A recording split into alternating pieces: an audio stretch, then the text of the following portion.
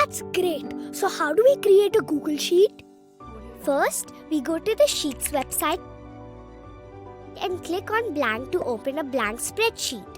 At the top here, you can give your spreadsheet a name. Let's name it Happiness in Avora. Within a spreadsheet, you can have multiple worksheets. To add worksheets, click on the plus button at the bottom. You can name these worksheets by clicking on the small arrow and clicking on Rename. Got it.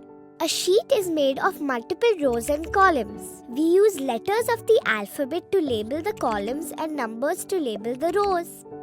That means I read the columns as column A, column B, and the rows as row 1, row 2, and so on. Yes, these rectangular boxes you see are known as cells.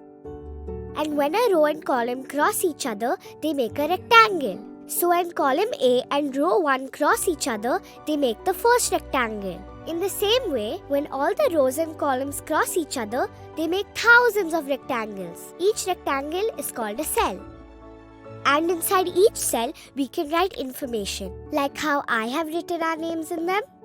So cell 2 has your name, cell 3 has Joy's name, and cell 4 has my name.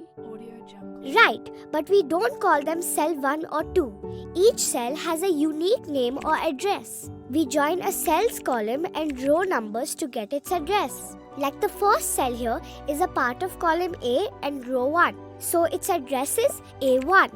The second cell is a part of column A and row 2, so its address is A2. And Joy's name is written in cell A3. Now let's record our happiness level data. Looks like you're very happy, Mel. Now one thing above our names and happiness level, let's add the headings. Name and happiness level. A cell that contains a heading in it is called a header cell.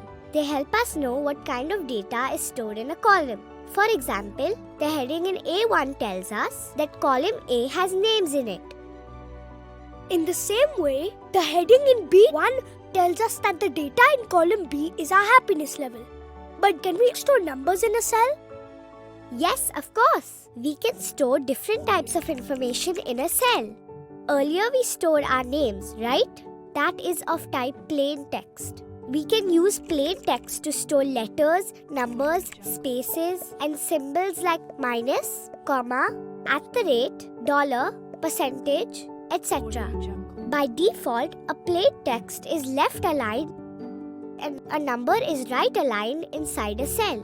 Other than texts and numbers, we can also store data like date, time, currency, percentage, etc. Another special type of data that we can store is formulas. They help us perform calculations on the data we have stored. For example, if we add the formula B2 plus B3 plus B4 in the cell B5, the final value in B5 will be the sum of the numbers in cells B1, B2 and B3. But remember this, we can only perform calculations on numbers and not plain text. Got it.